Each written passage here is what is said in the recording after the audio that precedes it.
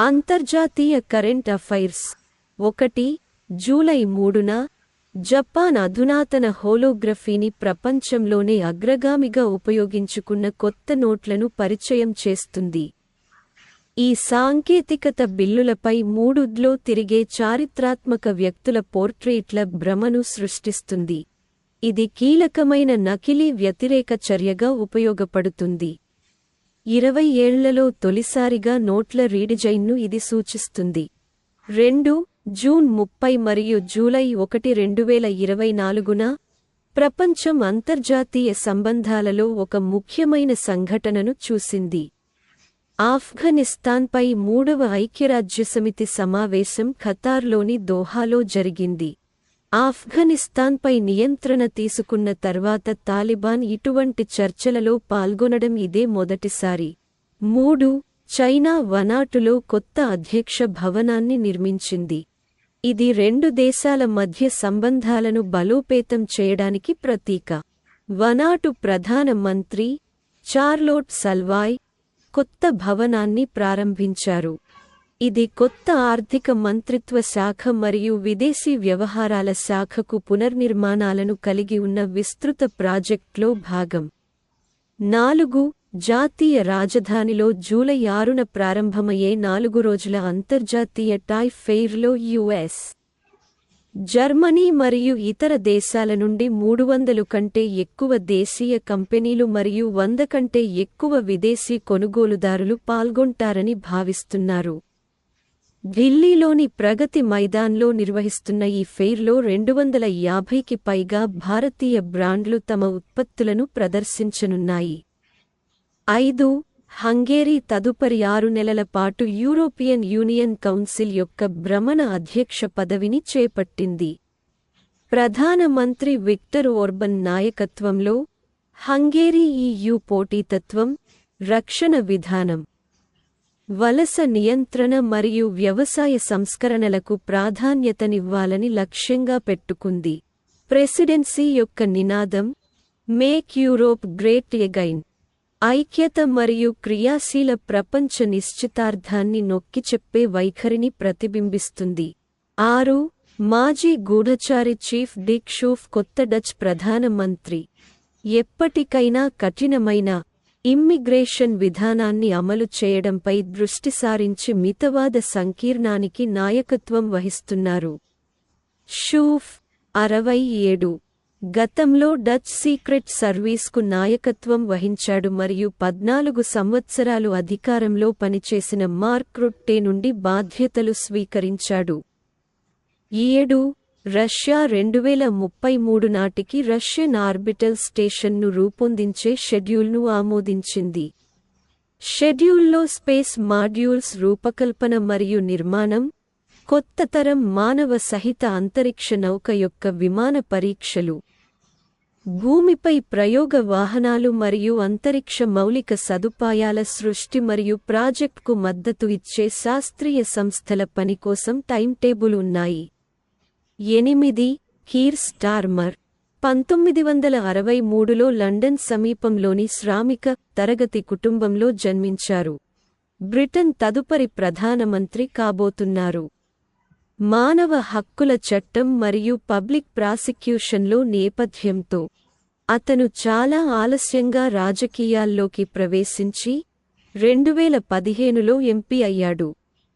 9 Masoud Pezeshkian అనుభవజ్ఞుడైన శాసనసభ్యుడు మరియు cardiac surgeon. Iran అధ్యక్ష ఎన్నికలలో కరడుగట్టిన సయీద్ జలీలీని ఓడించి విజేతగా నిలిచారు.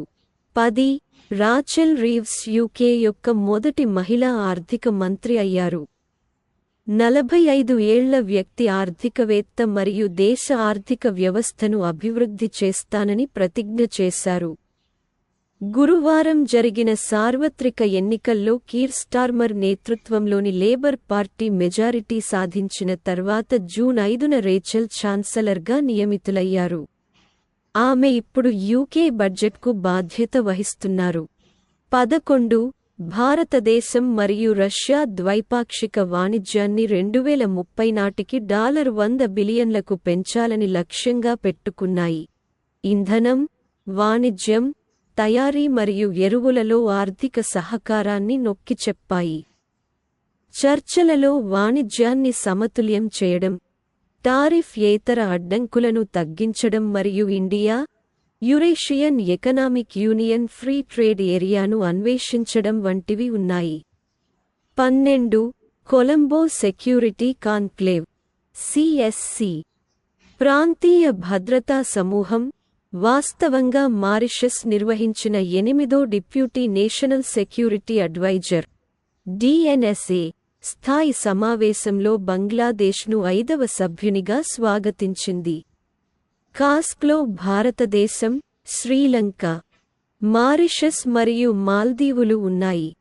సీషెల్స్ పరిశీలకుల రాష్ట్రంగా పాల్గొంటాయి.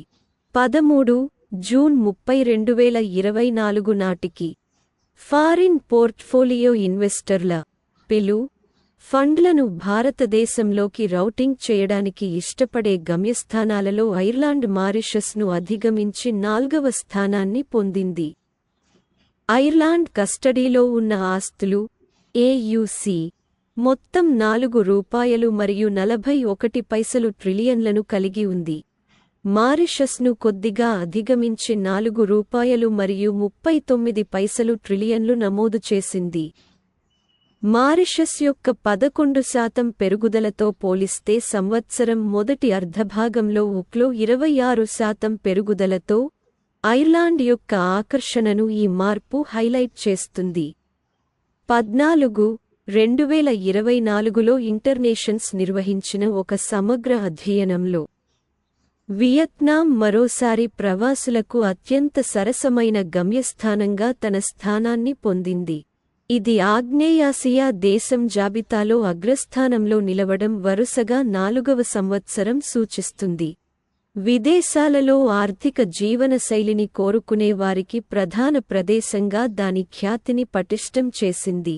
15 కెపి శర్మ ఓలీ జూలై 15న నేపాల్ ప్రధానమంత్రిగా 4వసారి ప్రమాణ స్వీకారం చేశారు. హిమాలయ దేశంలో రాజకీయ స్థిరత్వాన్ని అందించే భయంకరమైన సవాలును ఎదుర్కొంటున్న కొత్త సంకీర్ణ ప్రభుత్వానికి నాయకత్వం వహించడానికి నేపాల్ యొక్క అతిపెద్ద కమ్యూనిస్ట్ పార్టీ నాయకుడిని జూలై 14న నేపాల్ ప్రధానమంత్రిగా అధ్యక్షుడు రామ్చంద్ర పౌడెల్ నియమించారు.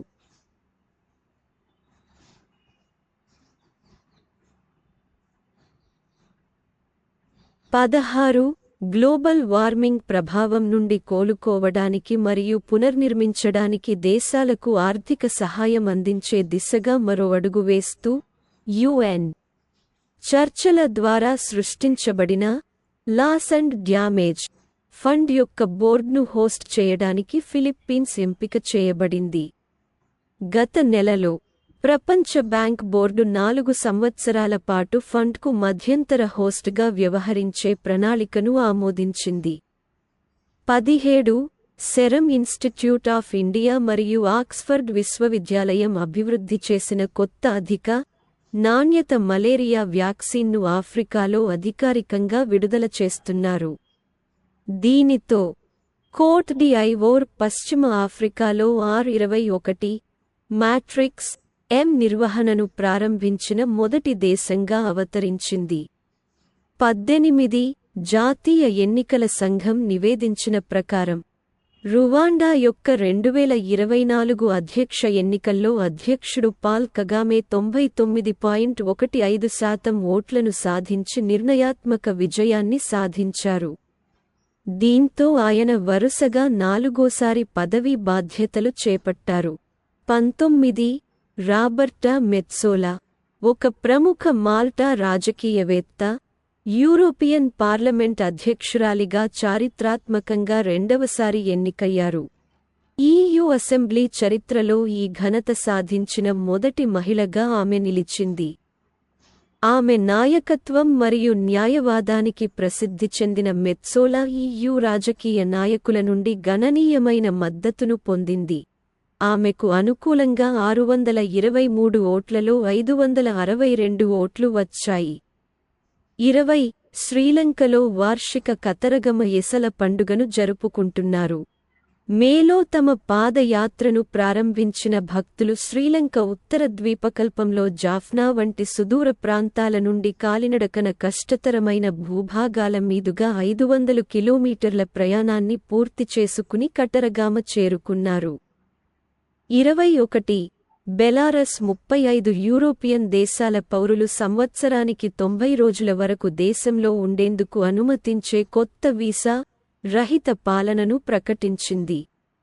జూలై 19, 2024 నుండి అమలులోకి వచ్చే ఈ విధానం ఇటీవలి భౌగోళిక రాజకీయ మార్పులు మరియు కొనసాగుతున్న ఆంక్షల తర్వాత పశ్చిమ దేశాలతో ఉద్రిక్తతలను తగ్గించడానికి మిన్స్క్ చేసిన ప్రయత్నంగా పరిగణించబడుతుంది. 22 ఐవరీ కోస్ట్ కోట్ డి ఐవోయిర్ ఇటీవల 1992 ఆన్ వాటర్ కన్వెన్షన్కు 53వ పక్షంగా మారింది. దీనిని అధికారికంగా ట్రాన్స్ బౌండరీ వాటర్ కోర్స్ మరియు అంతర్జాతీయ సరస్సుల రక్షణ మరియు వినియోగంపై సమావేశం అని పిలుస్తారు. ఈ ప్రవేశం ఐవరీ కోస్ట్ను ఒప్పందంలో చేరిన 10వ ఆఫ్రికన్ దేశంగా సూచిస్తుంది. పెరుగుతున్న నీటి ఒత్తిడి మరియు వాతావరణ మార్పు ప్రభావాల మధ్య సహకార నీటి నిర్వహణను మెరుగుపరచడానికి ఆఫ్రికన్ దేశాలలో పెరుగుతున్న ధోరణిని ఈ చర్య హైలైట్ చేస్తుంది. 23 కార్బన్ ఫైబర్తో తయారు చేయబడిన ప్రపంచంలోని మొట్టమొదటి ప్యాసింజర్ రైలును చైనా నిర్మించింది. ఇది సాంప్రదాయ రైళ్ల కంటే చాలా తేలికైన మరియు మరింత శక్తి సమర్థవంతమైన పదార్థం.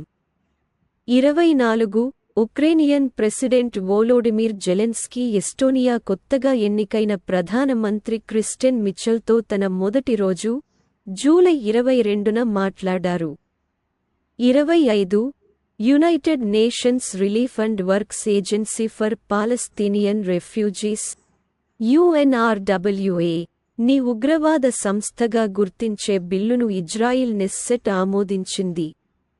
26 అంతర్జాతీయ ఒలింపిక్ కమిటీ జూలై 24న 2030 వింటర్ గేమ్స్కు ఫ్రెంచ్ ఆల్ప్స్ను హోస్ట్గా పేర్కొంది.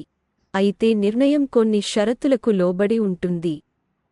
27 అసాలోని ఉటా రాష్ట్రంలోని సాల్ట్ లేక్ సిటీ 2034లో వింటర్ ఒలింపిక్స్ మరియు పారాలింపిక్స్ క్రీడలకు ఆతిథ్యం ఇవ్వనుంది. జూలై 24న ఇక్కడ పారిస్లో జరిగిన 142వ IOC సెషన్లో IOC సభ్యులు ఈ నిర్ణయం తీసుకున్నారు. 28 అజర్బైజాన్ ఈ సంవత్సరం నవంబర్ 11 నుండి 22 వరకు COP29ని నిర్వహిస్తోంది. Climate finance action fund CFAF ఏర్పాటును ప్రకటించింది. 29 హెన్లీ పాస్ పోర్ట్ ఇండెక్స్ ప్రకారం రికార్డు స్థాయిలో 195 గ్లోబల్ గమ్యస్థానాలకు వీసా రహిత యాక్సెస్ను అందిస్తూ సింగపూర్ ప్రపంచంలోనే అత్యంత శక్తివంతమైన పాస్పోర్ట్గా తన టైటిల్ను తిరిగి పొందింది. 58 దేశాలకు వీసారహిత ప్రవేశాన్ని కల్పిస్తూ భారతదేశం 82వ స్థానంలో ఉంది. 30 భారతదేశం మొదటిసారిగా ప్రపంచ వారసత్వ కమిటీ సమావేశాన్ని నిర్వహిస్తోంది. ఇది న్యూఢిల్లీలోని భారత్ మండపంలో 2024 జూలై 21 నుండి 31 వరకు జరుగుతుంది. 31 UNESCO World Heritage Committee July 27న జపాన్ యొక్క వివాదాస్పద సాడో బంగారు గనిని సాంస్కృతిక వారసత్వ ప్రదేశంగా నమోదు చేయాలని నిర్ణయించింది. 32 టైమ్ మ్యాగజైన్ తన ప్రతిష్టాత్మకమైన 2024లో ప్రపంచంలోని గొప్ప ప్రదేశాలు లో 3 భారతీయ గమ్యస్థానాలను హైలైట్ చేసింది.